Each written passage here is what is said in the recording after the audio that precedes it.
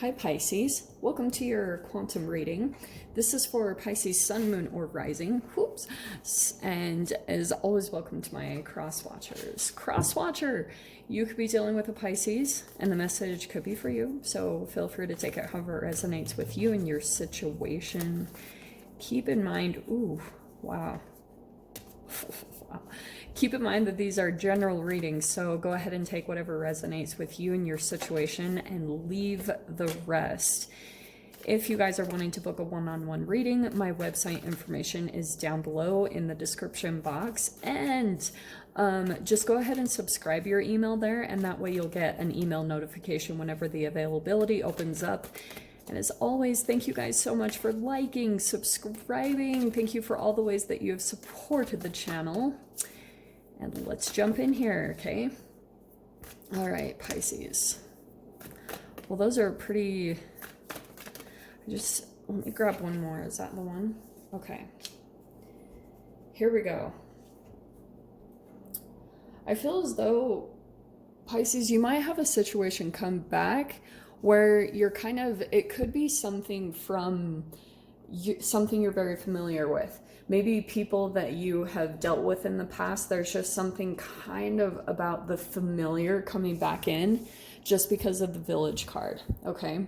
Now, do you know what is a really random, interesting message that I'm getting is, for some of you, this might not resonate for all of you, so just take it however this flies. But with the Village, sometimes it's kind of like I know I've talked about this before, but it's when you leave what you're familiar with and you go and venture out, and then you have all these lessons and perspectives about the way that you were raised, and you know, sometimes you can come to deeper appreciations or just all sorts of insights that you can get from venturing out from what your comfort zone is, because that's the Village. So for some of you guys, that could be literal or metaphorical. So maybe it's that you guys have actually left your home. But do you know what's kind of interesting? This is, I don't know if this is just a random Pisces out there that this applies to, but I almost feel like with the Temple, it feels a little bit kind of like the return of the prodigal son, or kind of like you've ventured out or you've gone on some type of journey and there's something that you accomplished, or I don't know, maybe you even just survived. And I just feel as though there are people that pretty much people are having a different appreciation for you, Pisces. With the Temple card, it's like people might actually be looking up to you as a leader, or for something that you've done or accomplished, or it depends on where you guys are at in this process. Like maybe you're thinking of leaving your home or leaving what's very comfortable and going out and doing all this stuff, because I feel as though with the Eternal Child, it has something to do with that. Like I literally just saw Peter Pan and the Lost Boys and that type of a thing with the Eternal Child, like not wanting to grow up. So there's something about this process, Pisces, that's really freaking key. Oh, are you ready for this? Okay, because you also have the Sword. And to me, the way this is kind of resonating is, yes, it could be about boundaries and something about, but it, to me, in this whole spread, it's something about your higher knowledge, like things that you're learning. And I feel as though you pulled in a very specific person. Like a very, like with the Eternal Child, you might have actually pulled in like someone who never wanted to grow up. And maybe it was even a little bit of a reflection of you, Pisces, kind of like that you're in this archetype of, and if you guys have seen The Little Prince, I would highly recommend watching it on Netflix, because yeah, there's the general message about keeping the innocence alive and the creativity alive in children, but there's also this really crazy story about the old man, you know, that he never really grows up. There's this whole psychology underneath The Little Prince and how it could actually be connected to narcissism and, you know, if you will, twin flame relationships and all that good stuff. So Pisces, I feel like what happened was you pulled in a relationship, I feel like, with almost like a man child or someone that never wanted to grow up. And it was because like you guys went through this whole dynamic where you were kind of unconsciously becoming like, this could have been someone older than you. It's highly possible. It doesn't have to be though. It's just that you met this person and you kind of met an eternal child in them. Make sense? So I feel like this could be a person that's like back where you're comfortable with. Do you know what I mean? You might be considering going back there or something like that. I don't know. There's just something about what you've accomplished. Okay, sorry. I'm all over the place. I'm so sorry. It's because I'm getting so much from this. So what I'm getting is with this person, you might have cut them out with the sword. It could have been pretty abrupt. And it could have even been for some of you guys that you're either like leaving your comfort, like you're leaving what's familiar and comfortable to you because maybe that person is actually in that environment, or that's the comfort that you're leaving, is you're actually putting up that boundary with that particular person. Because you might have started to see that like this person never really changes. They're just in this same archetype of the eternal child, maybe continuing to replay a certain trauma, and you're like, this has been quite a long process for you, however this is playing out. And with the Temple card, there could be something about, I've been saying recently, it could be something about worship or kind of like this deep respect. And it feels like, Pisces, the tables have turned in this relationship in a fascinating way, because I almost feel like at the beginning of this entanglement that you had with a specific person, you could have been looking up to them, but now this person is actually looking up to you. And so this could be a person that has been trying to contact you or might about to reach out to you. I don't really know. We'll dive into the details of it, okay? All right.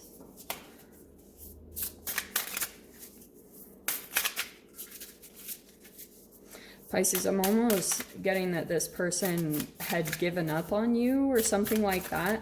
And when they left you, even with the village, like I'm getting all this stuff around location or geography and distance between two people. And it's kind of like, now you guys are in this opposite kind of role and this person is still looking to you. Okay, wow.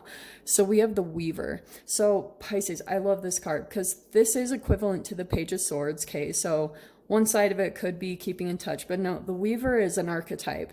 And this is what exists within all of us. So I feel as though you met someone very significant. It could have been this eternal child person, because this is going to be a little bit more of a page energy. And it's where you're learning how to weave energies together. See how cool the imagery is? This is a person, like this could have been ways that you were learning, you were putting ideas together to formulate something really powerful into whatever this reality is for you, okay? And it actually comes from your ability to connect into your inner child. Like the way that you connect back to the innocence of you, that's very powerful in the way that you're creating something or weaving something together. And so I just keep getting that someone is impressed by you, or you're, you know, someone is taking notice of you, or let me keep diving in. Hold on.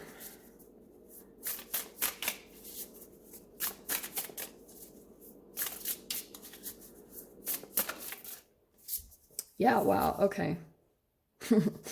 Oh, this is very interesting. Okay, so I feel as though what's been happening is you have possibly blocked someone. Two of Birds, which is the Two of Swords, and then the life map is the Wheel of Fortune. Okay, so what's been happening, there's like this interesting process, and it is connected to another person here, okay?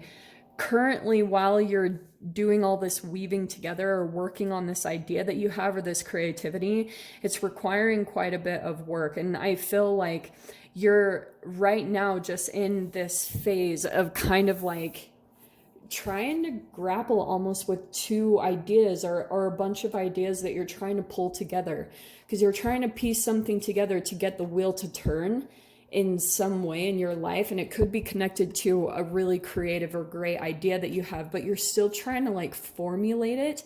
You're still trying to piece it together to structure it into something maybe even tangible.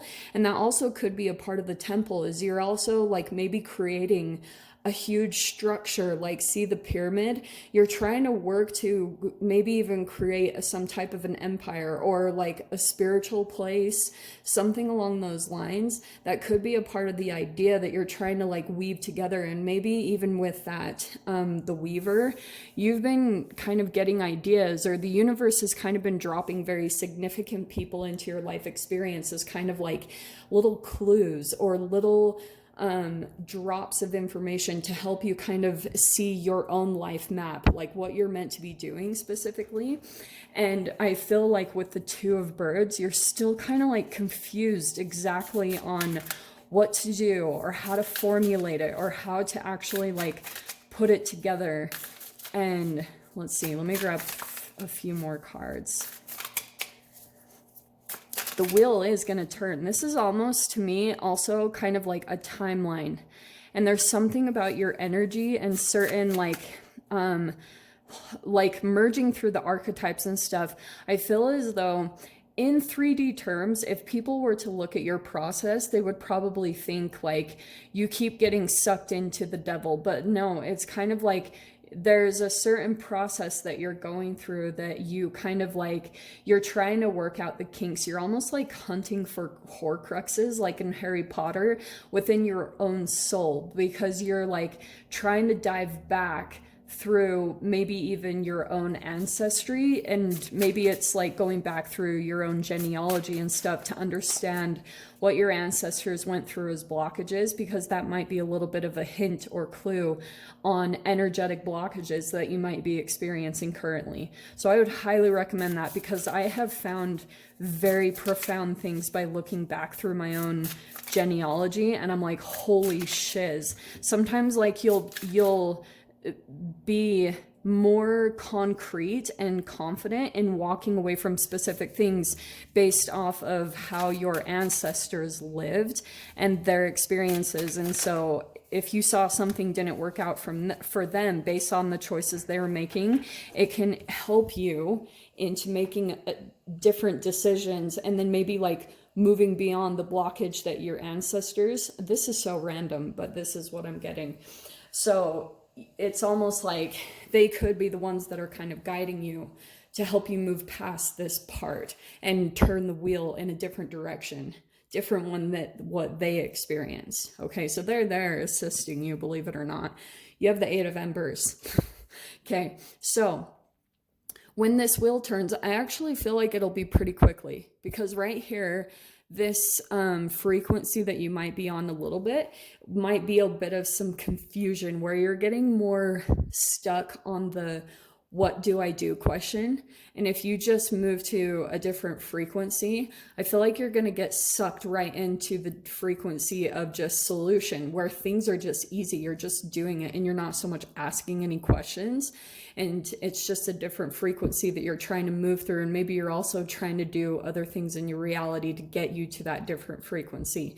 But this Eight of Embers or the Eight of Wands will probably be really quick movement that comes in over this next week. It could be like fast information or fast decisions that you have to make, like kind of pretty fast. It's kind of like, this is like a, when the iron is hot, you strike, you know, when you feel as though like something lines up, it's like acting on it. Okay.